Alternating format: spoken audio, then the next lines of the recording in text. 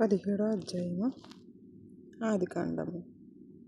Euphrates నది వరకు ఈ దేశమును అనగా కేనీయులను, కనిజీయులను, కోదోనీయులను, హిత్తీయులను, పెరిజీయులను, రెఫాయీయులను, అమోరీయులను, కనానీయులను,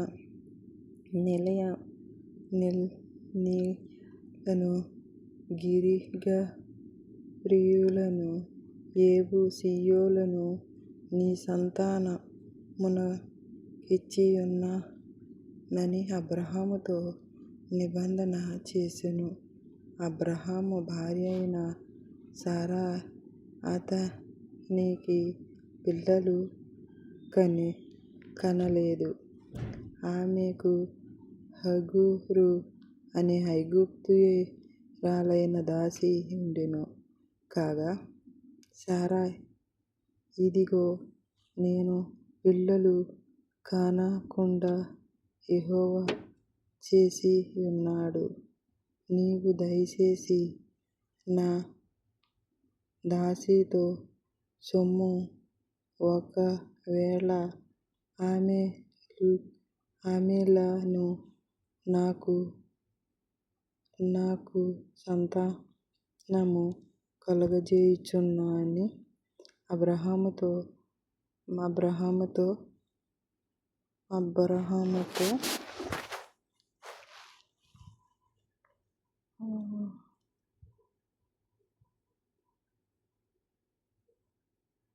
అబ్రాహాముతో నిబంధన చేసెను.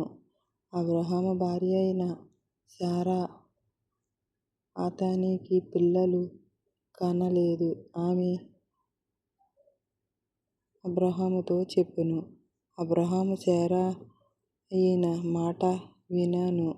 కాబట్టి అబ్రాహాము కనాను దేశములో 10 ఏండ్లు కాపురమున్న తరువాత అబ్రాహాము భార్యయైన శారయిను తన దాసి అయిన హగరును ఐగుప్తీయురాలిని తీసుకుని తన పనిమిటి అయిన అబ్రాహామునకు భార్యగా ఉండునట్లు అతనికిచ్చెను. అతడు హగరుతో పోయినప్పుడు అది గర్భవతి ఆయెను. అది తన గర్భవతి నెత్తిన తెలిసికొనవలెనని తెలుసుకొనినప్పుడు దాని యజమానురాలు దాని దృష్టికి నీచమైన దానిని. అప్పుడు శారయి, నా ఉసురు నీకు తగులునని నేను నా దాసి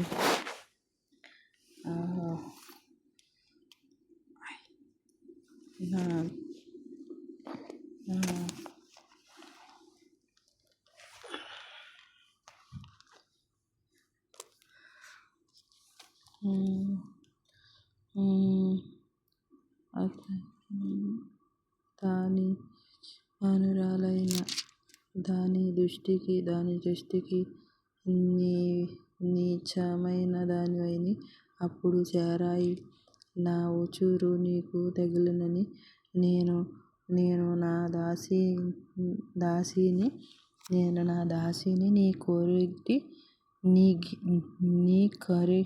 నీ గద్దికిచ్చియున్నాను. తరువాత తాను గర్భవతినని తెలుసుకొన్నప్పుడు నేను దాని దృష్టికి నీచమైన దానినెను. నాకును నీకును యెహోవా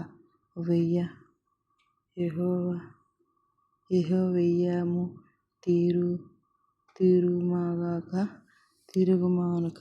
అని అబ్రాహాముతో అనెను.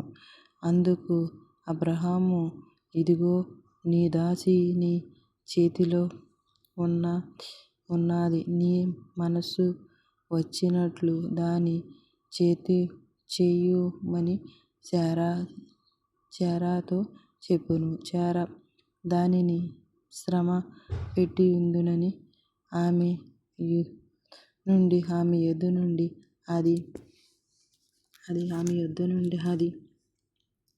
పారిపోవును. యెహోవా దూత అరణ్యములో నీటి బుగ్గయైనగా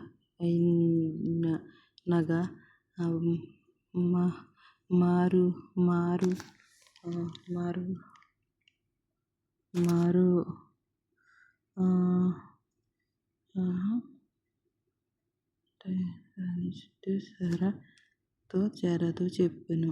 శారా దానిని శ్రమ పెట్టియుండునని ఆమె యొద్ద నుండి అది పారిపోగా, యెహోవా దూత అరణ్యములో నీటి బుగ్గవలె అనగా మారు మార్గములో బుగ్గ యొద్ద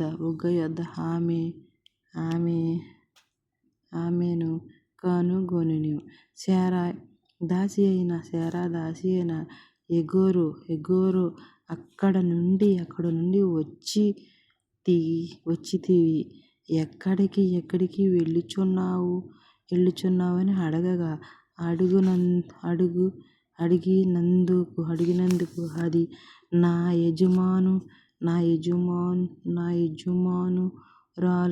యజమానురాలైన శారా యొద్ద నుండి పారిపోచున్నాను అనెను. అప్పుడు యెహోవా దూత నీ యజమానురాలి యొద్దకు తిరిగి వెళ్ళి ఆమె చేతి కింద అణగియుండుమని దానితో చెప్పెను. మరియు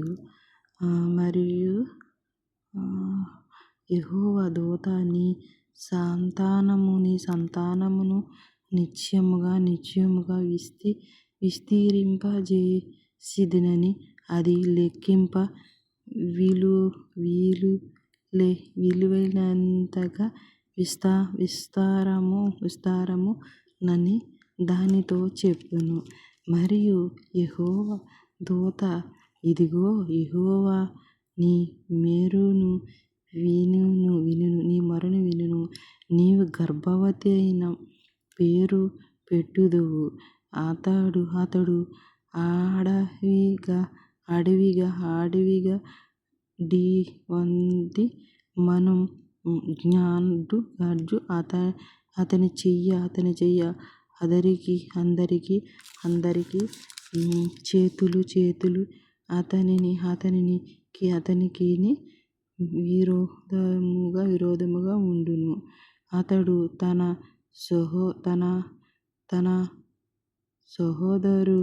సహోదరులందరి ఎదుట నివసించునని దానితో చెప్పగా, అది చూచుచున్న దేవుడు నీవు అనే పేరు తనతో మాటలాడెను. యెహోవాకు పెట్టనని ఏలయనగా నన్ను చూచిన వాని నేనెక్కడ చూచితిని గదా అని అనుకొనును. అందుచేత ఆ నీటి బుగ్గకు బెయేనెలు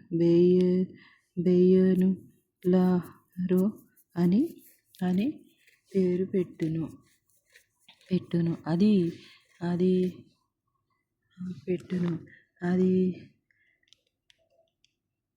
అది కాదేగుకు బెరోతుకు మధ్య నున్నది.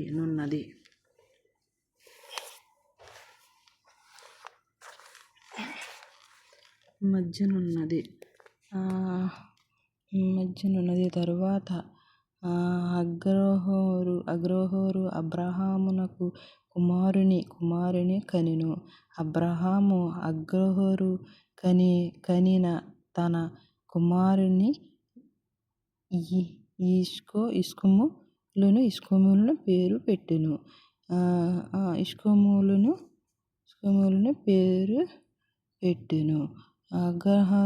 అబ్రాహాముకు మేలును కనినప్పుడు అబ్రాహాము 80 ఏళ్లు ఎండ్ల వాడు. అబ్రాహాము 90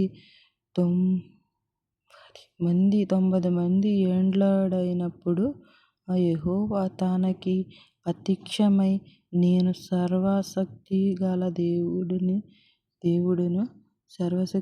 దేవుడనని నా సన్నిధిలో నడుచుచు నిద్రారహితుడవై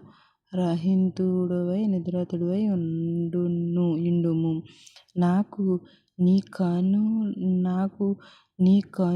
మధ్యన నిబంధనను నియమించి నని అత్యధికముగా అభివృద్ధి పొందించుదును అని అతనితో చెప్పెను. అబ్రాహాము సాగిలపడి ఉండగా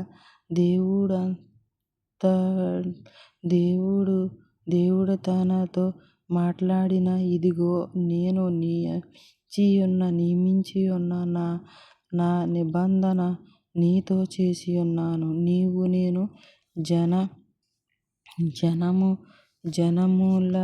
జనములకు తండ్రివగుదువు. మరియు ఇక మీదట నీ పేరు అబ్రాహాము అని అనబడును. నిన్ను నేను అనేక జనములలో తండ్రినిగా నియమించితిని గనుక నీ పేరు అబ్రాహాము అని అనబడును. నీకు అత్యధికముగా సంతానవృద్ధిని కలుగజేసి నీలోనుండి జనములు వచ్చునట్లు నియమించితివి. రాజులు నీలో నుండి వచ్చుదురు. నేను నీకును నీ తరువాత నీ సంతానమునకును దేవుడై యుండునట్లు, నీకును నీ తరువాత వారి తరువాతలో నీ సంతతిని మధ్యన నీ సంతతికిని నీవు పరదేశివైన దేశమును అనగా కనాను దేశమంతటిని నిశ్చయముగా ఇచ్చి వారికి దేవుడై యుందునట్లు అతనితో చెప్పెను. మరియు దేవుడు, నీవును నీ మతతరముగా నీ తరువాత వారి తరువాతలలో నీ సంతతియంతయు నా నిబంధనను గైకొని వలెనని నాకును నీకును నీ తరువాత నీ సంతతి మధ్యవారిని గైకొనవలెనని నా నిబంధన యుండునట్లు మీలో ప్రతి మగవాడును సున్నతి పొందవలెనని నీకు మధ్యను నిబంధనకు సూచనయుండును. 8 దినముల వయస్సు గలవాడు అనగా నీ మీట పుట్టినవాడెవడును నీ సంతానము కాని అన్యమైనది వేడితో కొనబడి వాడెవడు మీ తరములో ప్రతి మగవాడు మీలో సున్నతి పొందవలెనని నీ ఇంట పుట్టినవాడును నీ వేడితో కోనబడిన వాడును తప్పక సున్నతి పొందవలెనని అప్పుడు నా నిబంధన మీ శరీరమందు నిత్య నిబంధనగా ఉండుడి. సున్నతి పొందిన మగవాడు అనగా ఎవని గోత్రమును సున్నతి చేయబడిందో అట్టివాడు అతని జనాలలో నుండి కొట్టివేయబడును. వాడు నా నిబంధన మీద మీరినవాడని అబ్రహాముతో చెప్పగా, మరియు దేవుని భార్యయై శారయి పేరు శారయి అనవద్దు, ఎలయనగా ఆమె పేరు శారా. నేనామెను ఆశీర్వదించి